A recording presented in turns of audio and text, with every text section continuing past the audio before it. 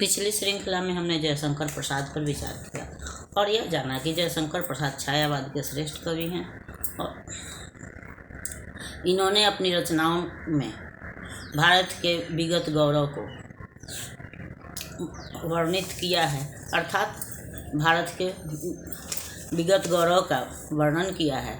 और ये छायावाद के सर्वश्रेष्ठ कवि हैं। जिस समय छायावाद का उदय हुआ था उस समय देश में जो अंग्रेज़ों का शासन था और हमारे क्रांतिकारी वीर जो थे वो अंग्रेज़ों का विरोध करने में या अंग्रेज़ों को देश से भगाने के लिए प्रयत्नरत थे।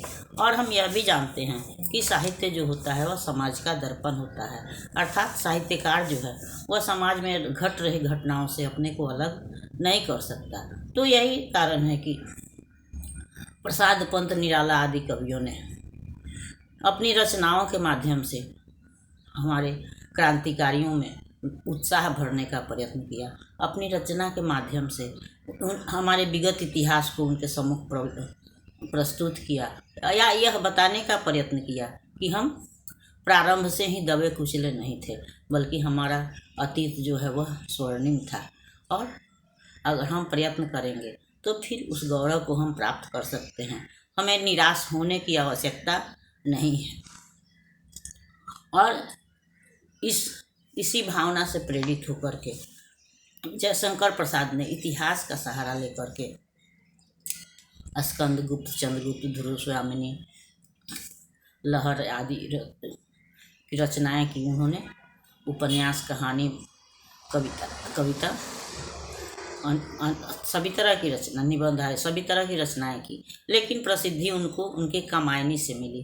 कामायनी एक प्रबंध काव्य है जिसमें उन्होंने प्रलय काल के मिथक का सहारा लेकर के वर्तमान काल के युवकों में उत्साह भरने का काम किया है। हम यह जानते हैं या सुनते आए हैं कि सृष्टि के अंत में जो है वह हमारा पृथ्वी जो है वह जलमग्न हो जाती है और पुनः नई सृष्टि प्रारंभ होती है। तो यहाँ पर मनु और श्रद्धा के माध्यम से प्रसाद ने इसी दृश्य को प्रस्तुत किया है या उसी का सहारा लेकर के हमारे युवकों में उत्साह भरने का प्रयत्न किया है।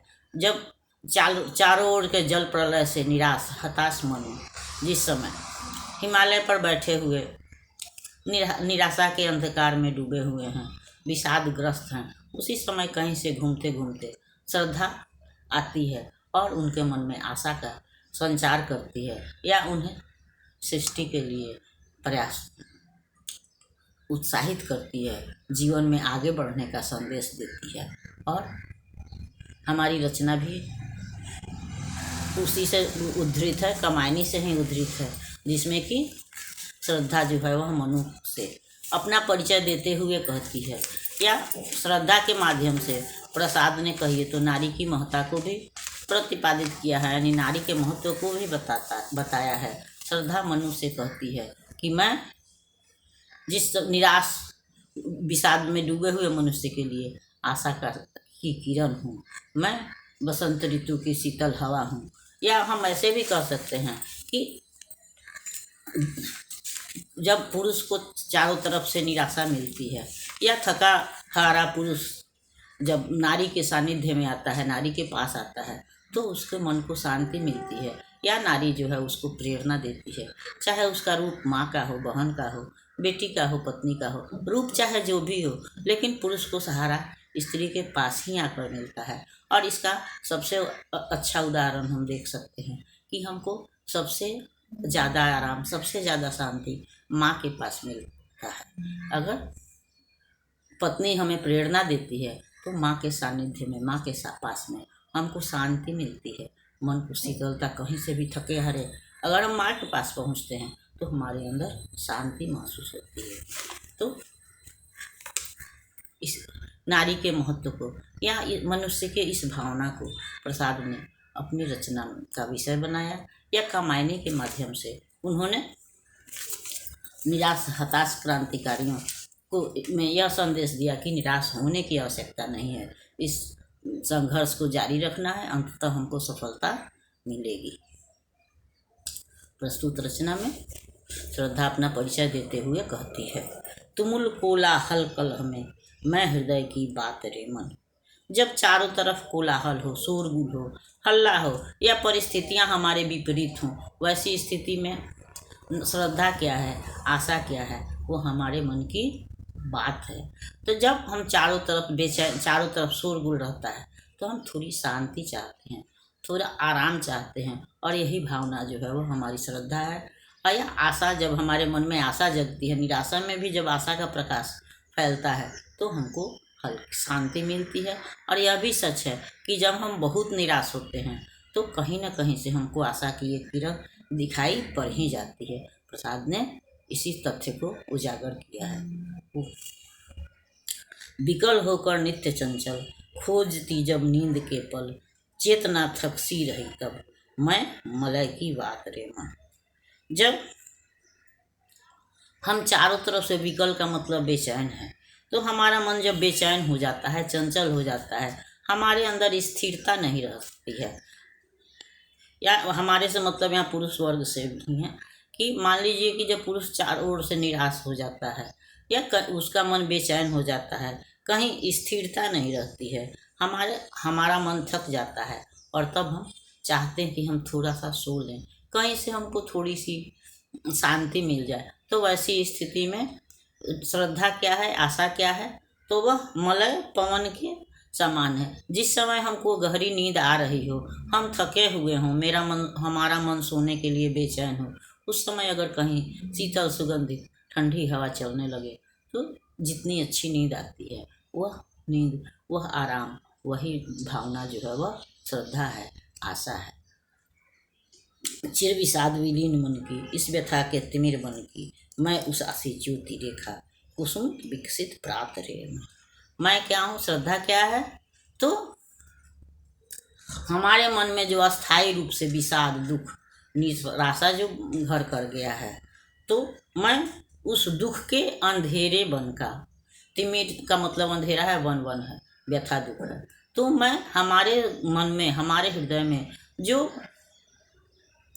अस्थायी रूप से दुख घर बना लिया है, दुख का जो अंधेरा छाया हुआ है, उस अंधेरे में मैं क्या हूँ, आशा क्या है, तो घने अंधेरे के बाद से जब सूर्य की हल्की किरण दिखाई पड़ती है, तो जो खुशी महसूस होती है, वह किरण जो है, वह आशा की किरण जो है, वह श्रद्धा है, हमारी भावना है, हमारा विश्वास है कि हमारे अंदर यह विश्वास होता है क्या कि कितना भी दुख आता है, लेकिन फिर उसका कभी ना कभी उसका अंत होता ही है। हर रात की सुबह होती है, उसी तरह से हर दुख का अंत होता है। और यह आशा ही, यह भावना ही, यही श्रद्धा है, और यह नारी का सानिध्य है, जो मनुष्य को शांति देता है, थके हुए मनुष्य को प्रेरणा देता है, यहाँ आकर के मनुष्य को विश्राम मिलता है।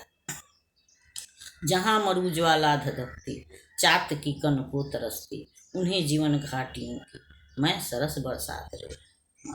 जहाँ दुख, हृदय जो है वह मरुस्थल की तरह हाहाकार कर रहा है, दुख से भरा हुआ है, दुख की ज्वाला अंदर धधक रही है, तो ऐसी स्थिति में श्रद्धा क्या है, तो जहाँ पर कि पानी का एक बूंद भी दुर्लभ है, चातक पक्षी है जो कि स्वाति के कण का सालों भर इंतजार करता है, वह स्वाति के अलावा और कोई पानी नहीं पीता है। तो जहाँ पर चात की पानी की एक कण के लिए तड़प रही है, यानी दुख इतना गहरा है, इतना घना है कि कहीं से कोई आशा नहीं है, घनघोर निराशा है, वैसी स्थिति में मैं क्या हूँ, श्रद्धा क्या है, तो वह सरस बरसात है। यानी अगर जहाँ एक बूंद दुर्लभ है, वहाँ पूरी बारिश हो जाए तो जो आनंद मिलता है, या पहली बारिश में जो आनंद मिलता है, उस आनंद को श्रद्धा या आशा हमारे अंदर प्रस्फुटित करती है, या हमारे अंदर वह आनंद जो है, वह भावना जो है, वही श्रद्धा है, वही हमारा विश्वास है। पवन की प्राचीर में रुक, जला जीवन जा रहा झुक, इस झुलसते विश्व बन की मैं कुसुम ऋतु रात रे मन। जहाँ दुख इतना गहरा है कि हमारी जो वृद्धि है, हमारा जो उत्थान है, यानी हमारे आगे बढ़ने की जो कामना है, वह हवा के झोंके से भी रुक जाती है। यानी कभी कभी दुख हमारा इतना गहरा हो जाता है कि छोटी छोटी बाधाओं से भी हम डर जाते हैं। लेकिन वैसी स्थिति में उस गहन अंधेरे में क्या है कि जहाँ हवा से भी हमारा उत्थान रुक रहा है, हम आगे नहीं बढ़ रहे हैं, हमारा जीवन जल रहा है, वैसी स्थिति में श्रद्धा क्या है? वह विश्वास की हल्की किरण क्या है कि वह बसंत ऋतु के रात के समान, ग्रीष्म की भीषण गर्मी में श्रद्धा जो है वह बसंत की शीतल सुगंधित रात की तरह है, जो हमको भीषण से भीषण दुख में भी बचा लेती है, भीषण से भीषण गर्मी में भी। अगर हमारे बड़ा से बड़ा दुख है लेकिन हमारे अंदर अगर आशा की हल्की सी भी किरण दिखाई पड़ती है तो हम उस दुख को पार कर जाते हैं। यही भावना जो है वह श्रद्धा है, आशा है या उत्साह है। और जयशंकर प्रसाद ने हमारे युवकों के मन में, क्रांतिकारियों के मन में या देशवासियों के मन में इसी भावना को भरने का प्रयास किया है। चिर निराशा निर्धर से, प्रतिछायित अश्रुसर से, मधुप मुखर मरंद मुकुलित, मैं सजल जल जात रे मन। तो दुख इतना है कि अब बादल, निर्धर का मतलब है कि नीर, जल तो नीर को धारण करने वाला बादल। दुख इतना है कि अब कहीं से कोई आशा नहीं है। निर्धर से निराश होने का मतलब कि अब प्रकृति से, भगवान से, चारों तरफ से निराशा हो गई है, कहीं से भी कोई आशा की किरण नहीं दिखाई पड़ती है। तो वैसी स्थिति में श्रद्धा क्या है? तो आंसुओं से जो है वह तालाब जो है वह भरा हुआ है। अब बादल से कोई आशा नहीं है, चारों तरफ से दुख है। लेकिन वैसी स्थिति में श्रद्धा जो है, आशा की किरण किस तरह से है? जिस तरह से कमल पर, जलजात का मतलब कमल है, तो कमल पर जिस तरह से ओस की बूंदें दिखाई पड़ती हैं या सुशोभित होती हैं, उस तरह से श्रद्धा, आशा या हमारे मन का विश्वास जो है वह प्रस्फुटित होती है। या हमको लगता है कि कठिन से कठिन दुख पर भी हम विजय प्राप्त कर लेंगे। और अपनी रचना के माध्यम से जयशंकर प्रसाद ने इसी भावना को हमारे क्रांतिकारियों में भरने का या उन्हें उत्साहित करने का प्रयास किया है। अगली श्रृंखला में हम सुभद्रा कुमारी चौहान पर विचार करेंगे। तब तक अगर यह श्रृंखला पसंद आती है तो इसको लाइक कीजिए, सब्सक्राइब कीजिए। मिलते हैं अगली श्रृंखला में, तब तक के लिए धन्यवाद।